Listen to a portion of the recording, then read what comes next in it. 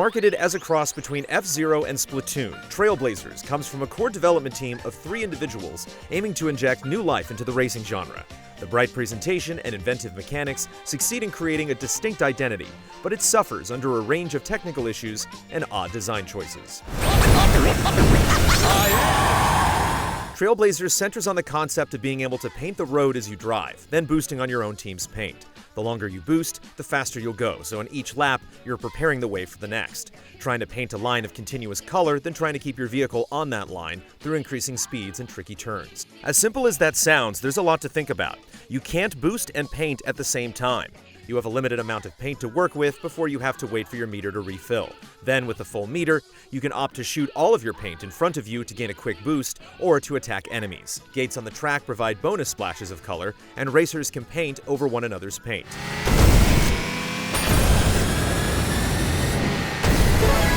The track designs play into the concept well, offering branching paths and strategic choices. You have to ask yourself whether it's more worthwhile to go to the wider edge of the track where there are a lot of gates, or if you should stick to the inside line where it's more likely that others will undo your work. Often the trickiest part is just to stay consistent, finding a route that works for you and not getting sidetracked on the following laps. Once you get to the last lap, there's little benefit to painting behind you, so the strategy shifts a bit as well.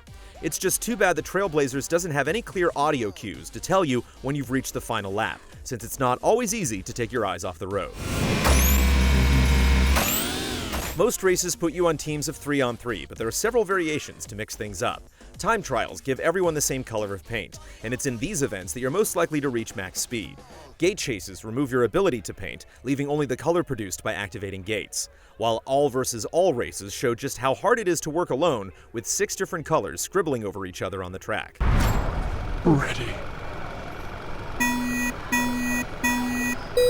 The presentation is appropriately bright with great car designs that look like converted jalopies, a colorful cast of characters, and a peppy music selection. Unfortunately, while playing on a standard PS4, the performance isn't as consistent as we'd expect for a game this fast. The frame rate regularly fluctuates with more noticeable stutters from time to time, and it's even less stable when playing in split screen. Ah, shoot! The main single-player option is the 37-chapter story mode, which has 1 to 4 races per chapter. The story itself isn't particularly noteworthy, but introduces each of the 8 drivers in turn, presenting short character arcs that provide them with a bit of personality. There's the rookie Jetstream, a tribal space frog named Boo, and a robot named Volta, whose companions berate him for associating with organics. Each character has strengths and weaknesses on the track too. Sid's old truck doesn't boost very well, but he can lay down an enormous amount of paint. Meanwhile, Lucas is the opposite, gaining intense bursts of speed, but relying more on teammates to put the color on the ground. Aside from adapting to new vehicles, the first half of the story mode mixes things up with varied types of events and changing win conditions. Sometimes it's just about getting first place, but other times you'll have to hit fast lap times, attack a certain number of opponents, or activate a set quota of gates. Each race has 3 objectives, but you only need to complete 1 to advance. If you're more of a completionist, you can either retry until you hit all 3, or come back later to pick up objectives you've missed. Then, about halfway through story mode, something strange happens. The story ends, but the events keep going. At this point, you can race with whichever character you want, but the game gets bogged down in repetition. There are no more alternate event types or varied goals. You simply do 40 races in a row, repeating the same 10 tracks in the same order 4 times. The only difference is that you go from racing in the standard direction to racing in reverse, mirrored, etc. Another oddity comes with the fact that these so-called cups don't feature any form of cumulative scoring. You merely do each race one by one, and your position in one race has no bearing on the next. Once you've done every race, there's no final win screen or congratulations. The cups quickly sap the excitement out of single player, and it feels like they should have been segmented off into their own separate mode. Despite the fact that the majority of the game's single-player offerings are about being first across the finish line, multiplayer throws drivers for a disorienting turn. In most respects, it plays out exactly the same, but how you're scored at the end is completely different. Imagine our confusion as we took first place in an online match, only to then be told that we just lost. Unacceptable. In an attempt to foster more cooperation, the multiplayer doesn't rank you as an individual, but grades you as a team. Furthermore, your points aren't based on your final position in each race, but on a score that you accumulate throughout, accounting for how much paint you put down, how long you boost, how much you drift, and so on. It also includes combo multipliers, rewarding how long you can chain activities together. On its own, that wouldn't be so bad. The killer is that even slightly brushing against a wall completely wipes out any points that haven't been banked in a permanent stash. So you may put down a solid line around the track. You may be great at attacking your opponents and assisting your teammates, and you may be the first to cross the finish line. But if someone nudges you into a wall before you've banked your points, it's all for nothing.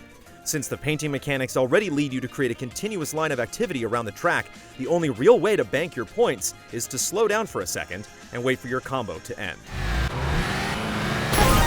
This point system stands at odds with the central boosting mechanic and the overall sense of momentum, rewarding players more for hanging back and playing it safe than for pushing the limits to go as fast as possible.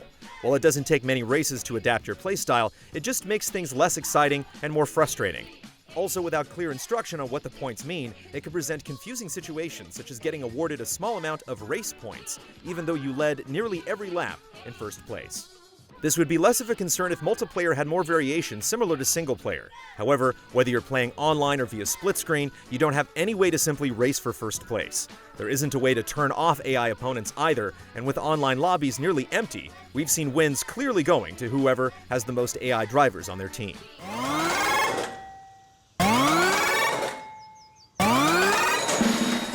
We've also come across some bugs and other suspicious situations. We'd win races but wouldn't receive any online XP, and we've seen our XP level completely reset. Every time that we try to play a time trial in split screen, the game freezes up, forcing us to reset. And even the coding for certain PlayStation trophies appears to be bugged, as we received 2 trophies before completing all the races associated with them. Despite the confusion, the conflicting design choices, and the bugs, the gameplay keeps us coming back to Trailblazers. The process of forging a line around the track, coordinating with other drivers, and trying to maintain the fastest speed shines through the flaws. There's a worthwhile racer here, but be prepared to hit some speed bumps to get to it.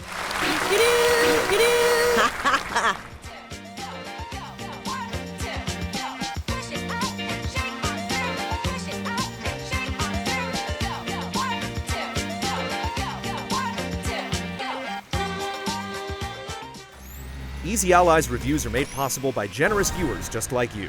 If you like what you see, check out patreon.com/easyallies to see our other videos, and consider becoming a patron to help us make more.